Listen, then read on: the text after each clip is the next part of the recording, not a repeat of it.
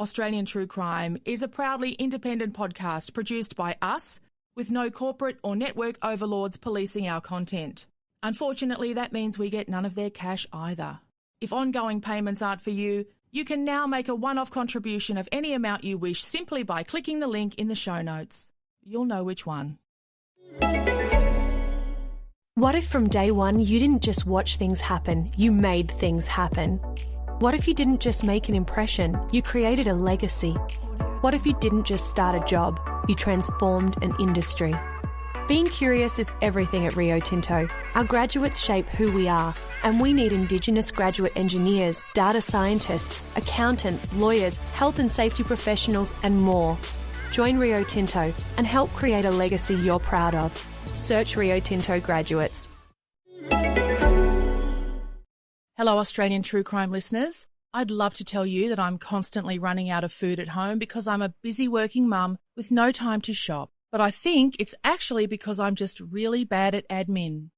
And it doesn't even really matter why it is. All that matters is that I do have to feed these children and pets, and I need milk for my coffee. Luckily, I found DoorDash, and they bring you snacks and drinks and household essentials, like to your house, in under 45 minutes. So I don't have to stop editing podcasts or drive to the shops or even put on pants. They bring cleaning supplies, pet food, even everything I need from the reject shop. And right now, our listeners, that's you, can get $10 off and zero delivery fees on their first order of $20 or more when you download the DoorDash app and enter the code OzTrueCrime. That's AUZ, by the way, OzTrueCrime, all one word. $10 off and zero delivery fees on your first order when you download the DoorDash app in the App Store and enter the code OzTrueCrime. One more time, AUZ, True Crime, for $10 off your first order with DoorDash. God bless those people.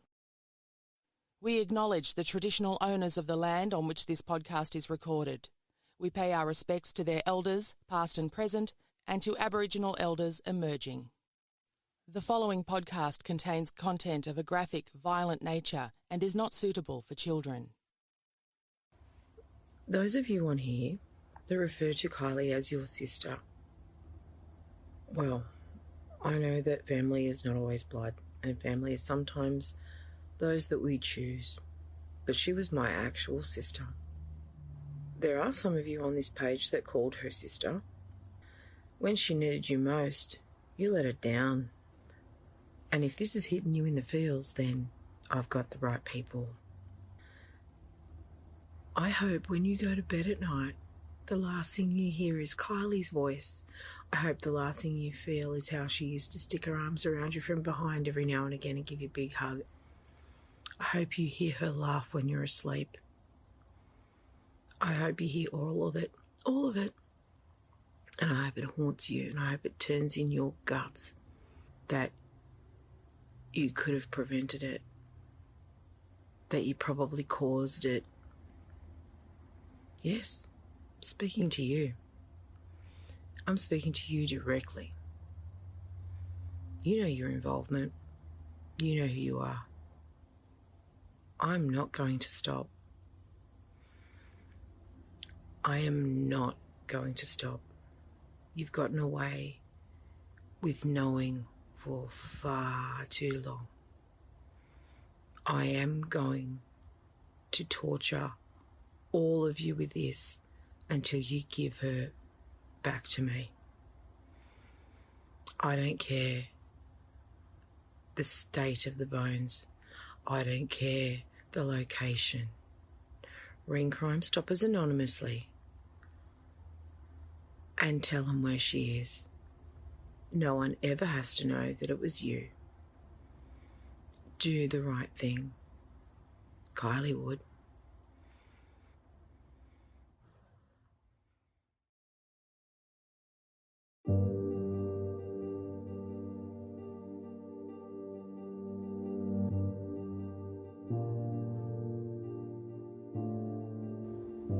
That's Kaz Schaefer talking on one of her Facebook videos. She doesn't mince her words, and there's a very important reason why she's all about the socials. Kaz is doing everything she can, including doing multiple videos each week on Facebook and TikTok, to find her little sister Kylee-Anne. Kylee-Anne Schaefer was 19 when she vanished on September 11, 2004. After so many years, Kaz accepts that Kylee is dead. But how did she die? And who knows what really happened? Not much is known about Kylie's disappearance, except that she went to a party at a house in Willawarrin, west of Kempsey, in northern New South Wales. This is Australian True Crime with Michelle Laurie and Emily Webb. Come with us as we go beyond the news cycle to find out how people become killers, how people become victims, and what happens next. Here's Kaz to tell us about what her little sister Kylee was like.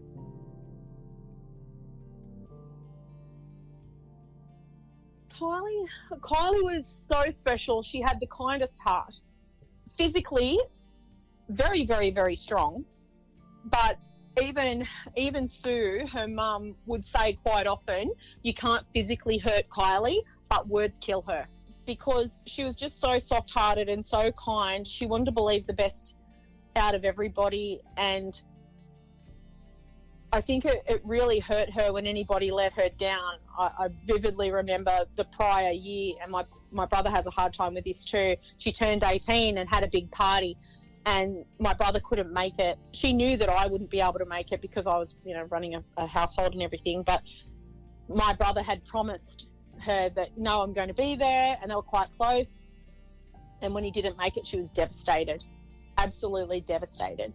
So it didn't take much to hurt her. She was so kind-hearted. On top of that, though, she was very blunt. It seems to be a bit of a family trait that we say what we think and we don't mess about. She is not the kind of person that would play games. So if she had an issue, she would tell you what it was and try and work through it. And there's a few accounts of that on her Facebook page, but she liked to resolve things. She didn't like there to be hurtful things. So she was a big softie, really. And I know some people gave you some stuff that she'd written about being a friend. Do you want to tell us a bit about that? During all of this that I've been doing, there were a few different things that were sent to me just because of everything that's happened, and a lot of people have reached out. And I've been really fortunate with that people have been so kind to send me little bits and pieces that they've experienced with Kylee. And one of the things that I was sent was a friend profile thing that was from one of her very close friends. It was along the lines of, favourite colour, favourite song, that sort of stuff. But just everything in it was so hopeful for the future. They, what's been your favourite day so far? I haven't had it yet. The best is yet to come. Things like what you'd like, or what would you like to say to your Year 12 mates? And it was just, I just want you all to live your best life. She honestly just was so beautiful in that regard. She just wanted the best for everybody and was really ambitious for the future for herself. So it was recently her birthday, wasn't it? So she would have turned... Monday before last, yeah. So she would have turned 35. Mm-hmm. So she's sort of frozen in time as a beautiful 19-year-old with the whole world ahead of her. Yeah, she really is. And, I mean, I've got the cool friend profile, and the answers on it sort of break me a bit, but it's just so beautiful, the innocence in it.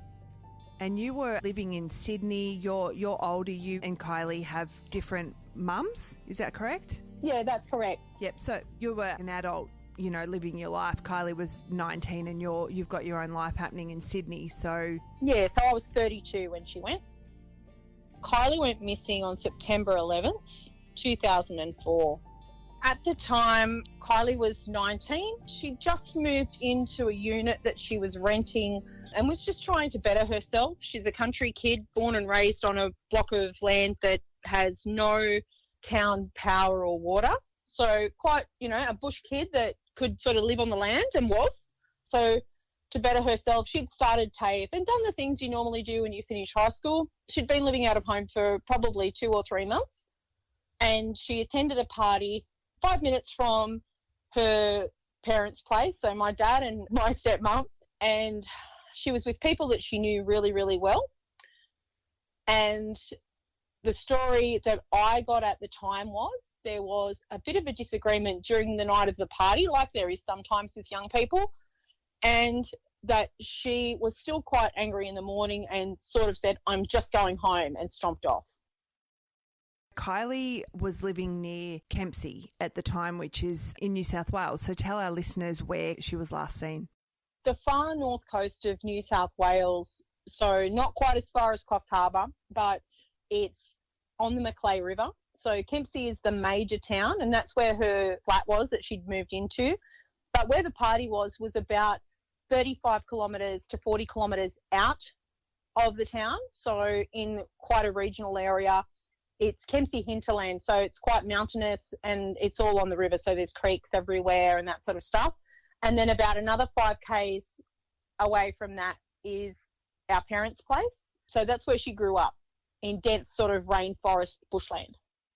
So when she said she was going off for a walk or she was heading home, you know, as you said, it's quite dense bushland, but she knew her way around the bush, didn't she? Yes. Mm-hmm. She absolutely did. So it was not unusual for Kylee to walk home from anywhere. In fact, both the girls, Kylee and Tracy, have been known to walk to school when they were in primary school, which was 8 k's from the front gate as a crow flies. So it wasn't unusual. There's tracks running all along the top of the mountains. So where they live, a lot of the different properties back onto Crown land. And there are trails up there that all sort of hook up. So she could have navigated her way quite easily, because she's very familiar with the area, up to the top of the hill and walked along the bush track to get home to our parents' place, not home to Kempsey, but home to my mum and dad's place. When did it become apparent that she had disappeared? Now, according to what I've been told, it was around lunchtime that the people at the property realised that she hadn't come back. Because my parents didn't at the time, have a landline telephone at all, and there's no mobile reception there, the only way that they could let Dad and Sue know that she was gone was by actually physically driving to the property to let them know. As soon as they did that, then the search began. Police were called and stuff. And the SES were involved too, weren't they, to search for her because of the bushland environment? Because of how extensive it was, yes, I believe so. How long did the search efforts go for before it just became such a mystery to where she was? Things were scaled back after about 4 days. They did sort of indicate that they weren't looking for her to be alive at the time, but that was something that had been said candidly. But unfortunately, it was Kylie's mum that they said it to, unbeknownst to them, and then it was scaled back and then eventually completely called off. Yeah, that must have been pretty shocking to hear that they were feeling like they weren't looking to bring Kylee home alive. She was quite horrified. So, I mean, obviously I can't speak for my stepmum, Sue, but at the time I know that she was quite horrified, and I believe she actually said something to them to the effect of, I don't know why you're saying that. How can you say that? But I think a lot of people thought that she'd just run away. What made people think that or say that she may have run away? The fact that there was absolutely no trace of her. So there wasn't really any foot tracks, and we did have Aboriginal trackers involved as well, Indigenous trackers, and there was just no trace of her. It was literally like she just evaporated. She just vanished off the planet. And because of some of the things that had transpired in the party, the fact that she'd been agitated according to all accounts, was that maybe she'd hitchhiked and ran away. When the search didn't bring Kylee back, how did things progress? Were there police reports made? Did people speak to the police? Like, how did your father and your stepmother kind of navigate this? Well, it's they tried to follow the normal protocols. So the people that were at the party that made themselves available made statements. Not everybody that was at the house at the time made statements for whatever reason. I can't really comment on that. But the statements that were made are all very conflicting. The process was basically they asked for help, they being my parents, asked for help. They got the absolute minimum. And then when the search was called off, they had to do their own sort of investigations. We're talking about a very, very small town, less than 100 people. So it was really just asking questions, listening to people talk, having conversations, listening to rumours, unfortunately, because with any case like this in a small town, there's always going to be that element. And trying to do their own investigations, which came up ultimately with not much, just theories that couldn't be acted upon or proven. And ultimately, quite a number of years later, it all went to a coroner's inquest, which was declared death by misadventure because of the lack of evidence and the lack of activity by her tax file number and bank accounts. What's your understanding of the verdict of death by misadventure? It sounds like it would have been quite disappointing, quite devastating to hear that. It absolutely was, because for people that are going through what my family is going through, it's almost like the authorities are throwing their hands up in the air and saying, well, we don't know. So I guess that's it then, because really it's just, okay, look, if you want to declare her dead, then we can give you a certificate and you can move on with your life. But really, you can't do that. It was really, really disappointing and just soul destroying. I know that my father asked for the case to be left open, and I believe that it is still open, but they don't act on it if there's no fresh evidence. To the best of my knowledge, they don't really do anything with it. It just sort of sits there just dormant. You've got the Facebook page, but most recently you've also been using TikTok. When did you start saying, right, I'm going to get to the bottom of this, I need some information?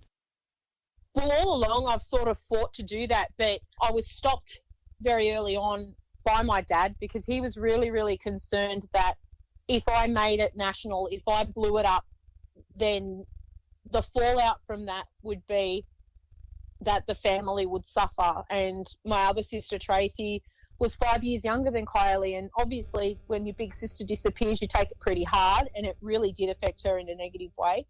And also too, he was worried about just copying flack and issues in the town, because it is a small town. So he'd sort of said to me, don't, just let us do it. So I couldn't sort of push too hard. And then social media came along a few years later, and I thought, well, this is some way that I can at least do something. And so I created the page for Kylie, and I've shared it as much as I possibly could over the years. And then, much to my father's dismay, I must add, he was worried that it was going to cause more trouble than good. And once he passed away, it was very much a case of, well, okay, I can sort of just roam free now and do my best to find my sister's remains, which is what I've done. But it wasn't until I'd started with Facebook and started to get that organised. I tried with Instagram and really didn't get much traction with that. I got some, but not much.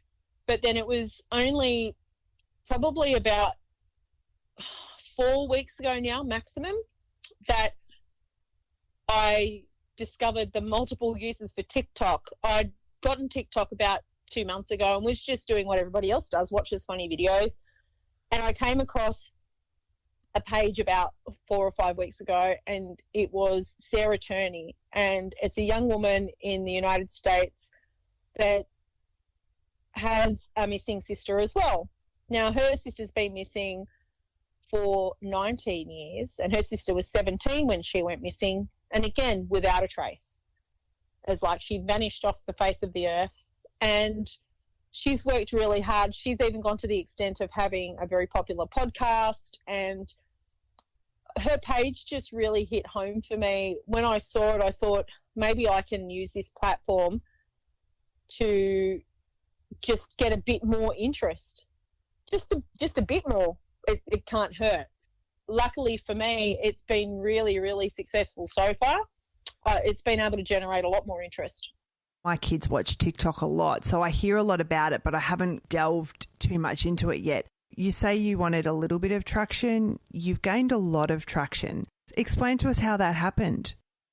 With TikTok, the way the platform works is that you can do a 15-second long video or you can do a 1 minute long video. Now, I didn't realise the 1 minute long one for quite a bit, but something triggered me. I saw a comment on my sister's Facebook page that made me think, right, I'm going to get you people. And I did just a 15-second TikTok saying that I've got the statements and I'm going to start reading them out. I'm going to keep the names concealed because that's not for me to share, but just minute details about what was said.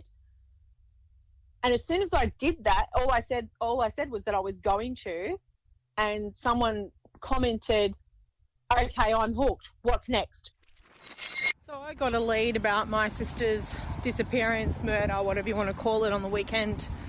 And it's someone that I was a bit surprised, but not, if that makes sense. So what I'm going to start doing is I'm going to watch all the little cockroaches run as I start to read parts of the statements that were provided by her so-called friends, or the ones that bullied her until whatever inevitably happened. So if you want to see it, follow, like and share, and I'm going to start doing them one by one. Good morning, TikTok. Well, I have just woken up to 1,030 followers, which is about 900 more than I had yesterday. Thank you so much for all of your interest, and it really, really makes a huge difference to all of it. Quick update. Things are happening. There has been definite traction because of all the exposure from both you guys and Facebook, and I'm so grateful, but we're not there yet. So I had a very interesting conversation this afternoon regarding my sister's disappearance. So story time. I spoke to someone today that was around when the search party were looking for my sister when she first went missing. Now, this person, what they had to tell me was very upsetting. There were a group of girls, all of whom claimed to be Kylie's friends on the various social media pages that are currently running. And these girls were kind of smug while everyone was doing the search, and turned around and said that Kylie got exactly what she deserved. That's charming, isn't it? Kylie got what she deserved. I wonder, will they get what they deserve? We can only hope. But don't believe the comments and the love that some of the people are posting, because it's bullshit. Hey TikTok, this last week has really taken its toll on me. It's just been really hard. Someone has made a statement, but we're only just starting. It sort of snowballed from there. Someone commented on my video and said, have a look at Sarah Turney's stuff.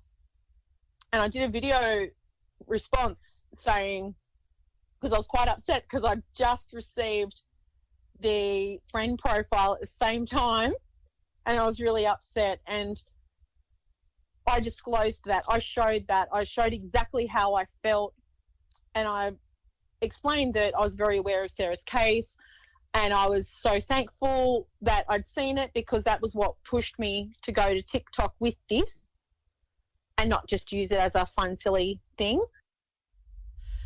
I am very familiar with Sarah's page. It was Sarah's page that inspired me to do this.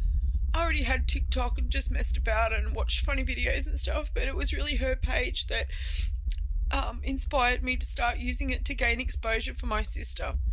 I've had help find Kylee-Anne page for around 9 years, and today has been really, really challenging. As you can see, I'm a bit of a wreck. Tomorrow's Kylie's 35th birthday, and I can't. Anyway, I've had more exposure in the last week of TikTok than I have in 10 years of Facebook. So thank you so much. And Sarah, if you see this, thank you for inspiring me. And someone shared that to Sarah, and she duetted my video, so did a side-by-side video with my reaction. And it really, really escalated things. I had a huge increase in followers overnight.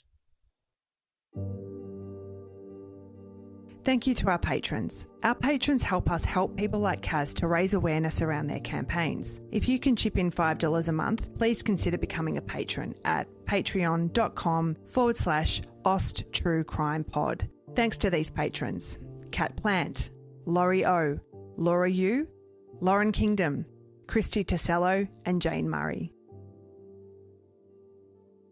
Coming up, Kat tells us what she's been able to piece together about what happened at the party, or what she believes happened on the final night of her sister's life. But first, more tragic circumstances for the family led to Kaz receiving some extra information she needed to pursue the truth.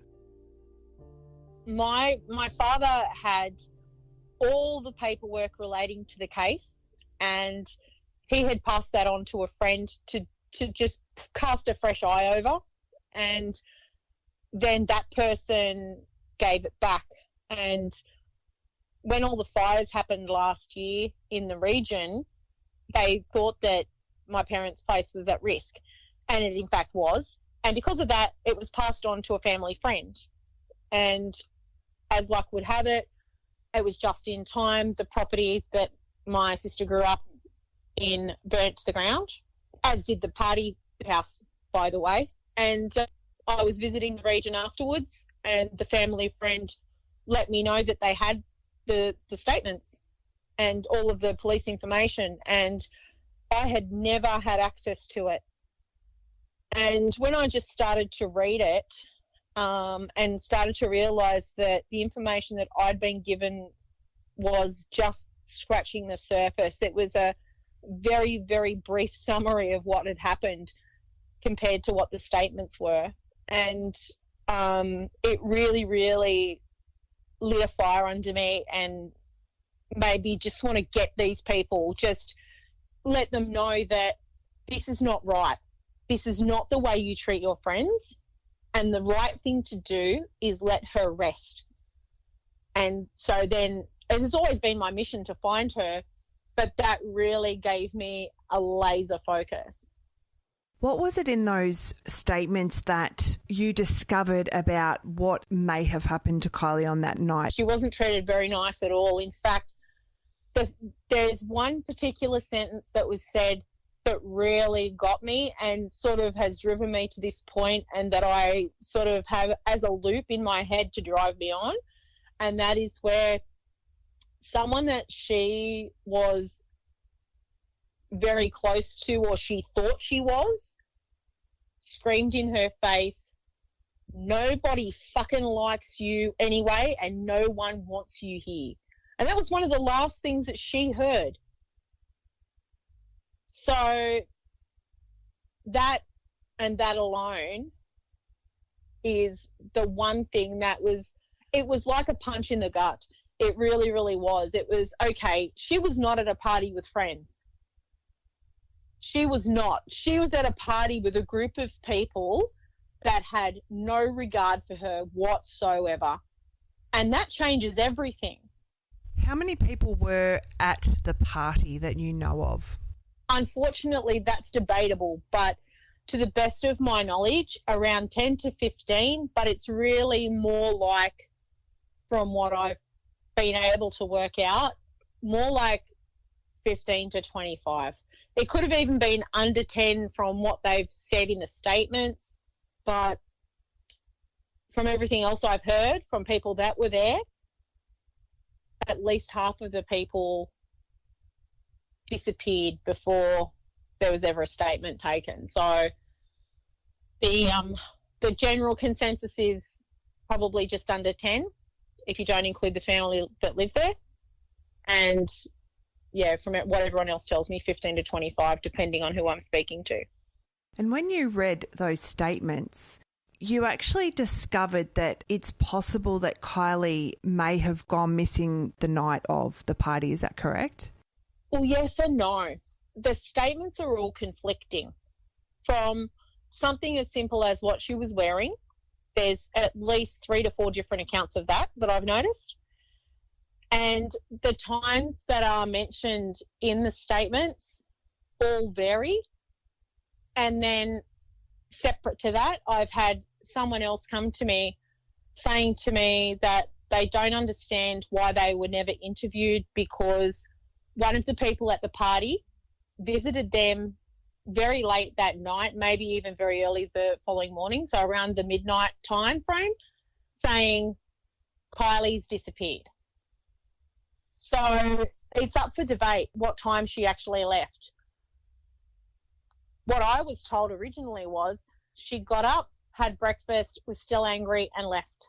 And was that one account, or was that an account from a few people? That was one account about the breakfast, and then there's a few others that sort of just said, yeah, she sort of got up in the morning and left around breakfast time and didn't really give a time.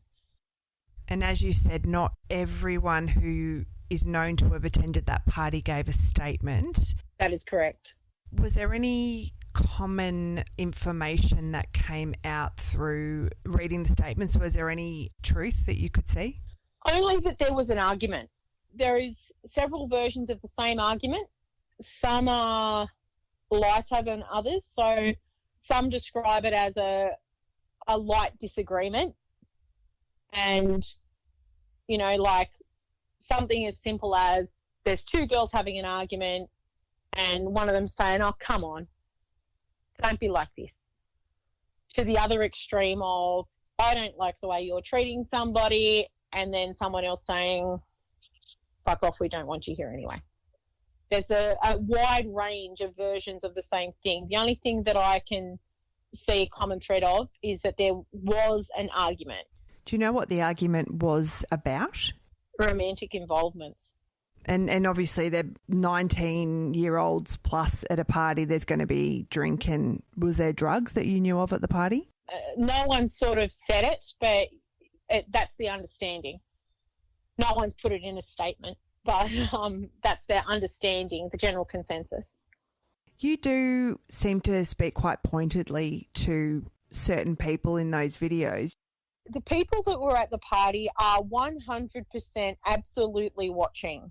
There are people that I definitely know are members of the group page on Facebook. And as far as the TikTok goes, I don't know, because a lot of the usernames, they don't have to really have their first name in it or anything. And to be honest, I'm at the stage now where I sort of don't vet it at all on TikTok. I just let it run. And if people watch, they watch. But I do use keywords so that that particular region will get it on their feed. And I've had people come to me and say that they've seen it, they live in the area, they know XYZ person, and I know that they're watching. So I make sure that the people that I know were at the party, or the people that I believe know what happened, I make sure that they can see I am investigating, and I make sure that they know that I'm not seeking any kind of retribution or revenge or anything like that. I really just want to bring my sister home. I just want to lay her to rest. And I know they're watching, so I just make sure that I do tell them that. You have had some interesting, I guess, comments, not necessarily from people who may have been there on the night, but other people who have reached out, haven't you? Quite a bit, yes. Look, I've had quite a lot of people, whether they put a comment on the actual page itself that I sort of look at and realise that that person might have a little bit more information, or something as extensive as getting an inbox message from somebody giving me a very, very detailed description of what they've been told or what they've heard or what they've seen. It's never been something that I've really acted upon. It's, even though I believe in my heart that the correct channels have failed us to this point, I still believe that it's not up to me to be the judge of what anybody has done. And so it's not up to me to accuse anybody. And that's why I do say to the people on the pages, don't accuse and don't get aggressive. I know what happened to Kylie is an outrage. It absolutely is. It's disgusting what's happened, that she can just vanish and that the people that may know what's going on won't divulge it. But at the same time, it's not for us to do that. Getting angry and trying to accuse people is not going to help me get her remains back. And that ultimately is what I want. But it must be pretty hurtful to think that if people do know something that could help you do that, they haven't to date revealed that. If, as you said in one of the TikToks, Kylie had killed herself, where is she? Exactly. So, I mean, you know, a very close friend of mine is a funeral director and undertaker, and she used to work for a funeral company that had a contract retrieving bodies. And one of the things that she did a lot of was retrieving suicide cases. And I can tell you from personal accounts that people that have killed themselves do not have the capacity to bury their own bodies. So if that's the case, and they searched extensively, that, let's call it even, let's allow a 12-hour span between her supposedly going missing and the search beginning. There's no way that her body could have evaporated in that stage, dissipated into, there's no way it could have gone anywhere. So for me, that rules out suicide. No one heard her jump into a car and run and drive off. They all said that she walked off and all the bushland was searched. So where is she? She left some of her personal possessions behind, didn't she? She did. And that's the thing that I have always found really, really confusing, because they said that she left her wallet behind. Now, okay, if she left her wallet behind because she didn't need it going to the party, first of all, that's odd because she caught the bus there, so she would have had to pay for the bus. Secondly, they said that her phone was left behind initially. Now, she had visited me probably, I don't know, 4 or 5 months beforehand, and she was very proud of that phone. It was a brand new LG back in the day, and it was one of the first that had a colour screen, and she was very, very proud of the fact that she had that phone. She'd bought it herself, and she loved it. There is no way that a 19-year-old who, for starters, lives in the bush and technology is not something they have a lot of, there's no way she would have left that phone. But the phone was left behind and her wallet was left behind. And we've always been taught to keep identification on us, so there's no way. Did your family end up getting those possessions back? No, unfortunately we didn't. They were taken into evidence, as naturally the case would be. So no, we did not get those back. What happened to them? Do you know? From what I have been told, they went missing from the evidence locker at some stage over the course of time. I'm not too sure the precise moment when that happened, but I believe they are no longer in police evidence. So there's a few things happening here, isn't there? There's a lack of information, and as you said, your family very much feels that you were let down by investigation efforts from the outset. Absolutely. Absolutely. You've got a following online and people are really keen to know what happens. Are you well supported with this work you're doing? I am. So as far as family support goes, it's a bit estranged when it comes to my stepmum and my sister, but my partner has been unbelievable during all of this. Even with it ramping right up, he's been super, super supportive of all of everything I'm doing. He has said several times, you know, if we need to go to the area, because it is quite a drive from where we are, that, you know, we'll go now. And online, I've had quite a bit of support, even from people in Ireland and England and the US, from all over the world. I've been getting more and more support every day, and it's really, really good to see.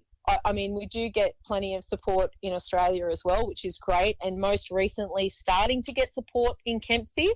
The only thing that I have found surprising with all of it is the amount of people in the Kempsey area that didn't know that the case was still going, or that she wasn't found, or that there was no restitution at all. The amount of people that have contacted me and said, I didn't know this was still happening.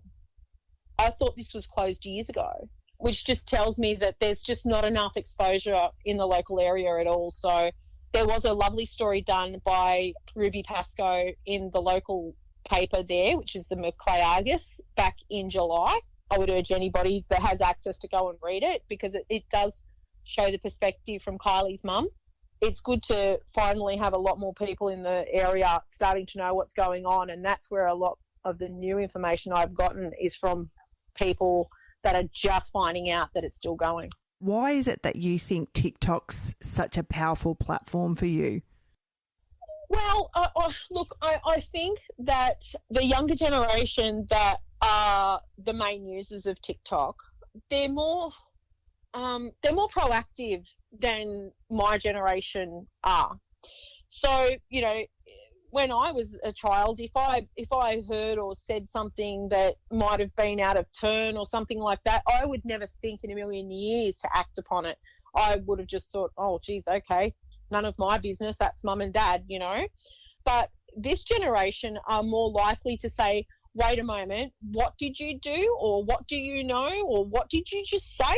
And they won't put up with it. My son is 23, and he actually started laughing when my followers hit 1,000, and he asked me if I was ready, because he said, we don't mess about, Mum.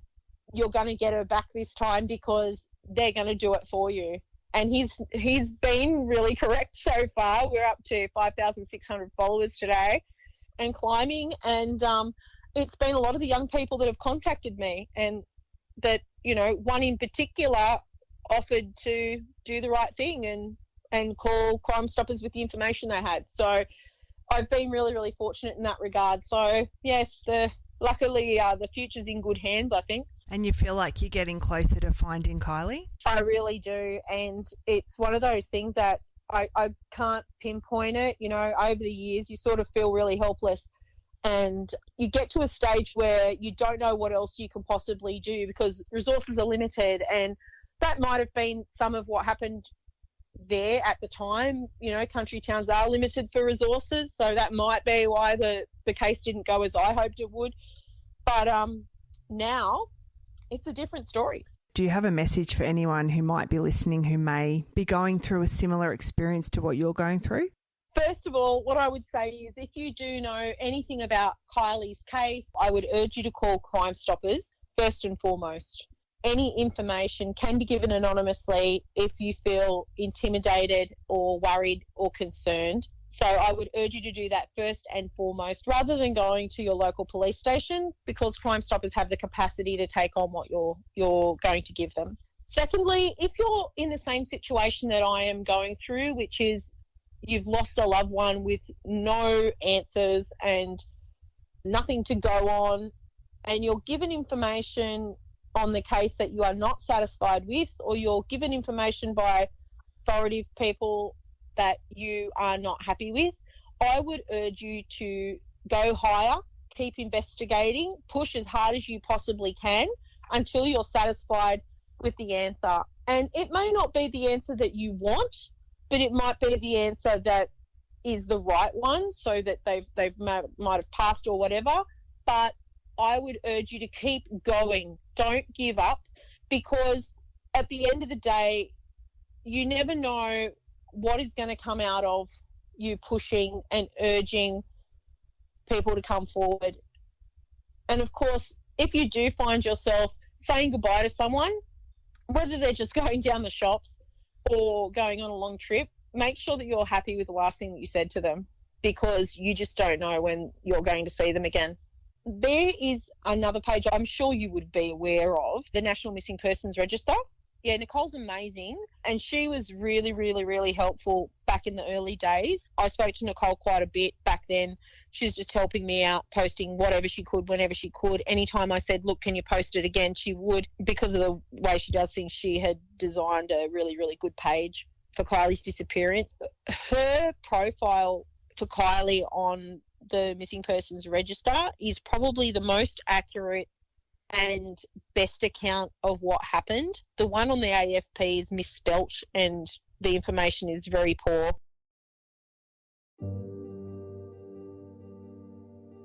Thank you to Kaz Schaefer. Her Facebook group is Help Find Kylee-Anne Schaefer. Kylie is spelled Kylee.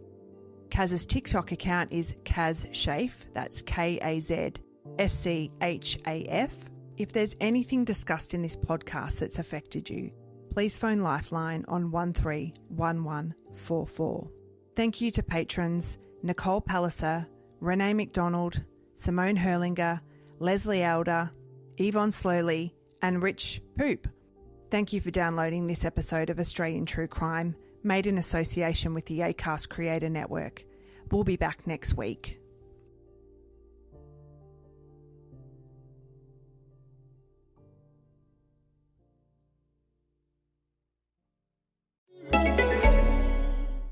Welcome to Acast Recommends. Every week, we pick some of our favourite shows, and this is one we think you're gonna love. The Daily Oz is a news podcast for young people, by young people. We were always the friends who got asked to explain the news, and 3 years later we bring accessible, bite-sized news to over 75,000 Instagram followers each day. Now, we're delivering the news to your headphones. I'm Sam, and I'm 26. And I'm Zara, I'm 24. And we're here to make sure you're informed before you finish your morning coffee. We speak your language and we know what matters to you. The experience of getting your head around the news should be as easy as Facebook and Netflix. We're here to provide that. Join us every weekday wherever you get your podcasts and follow us on Instagram at The Daily Oz. Subscribe to this show and hundreds more now via Acast or wherever you get your podcasts.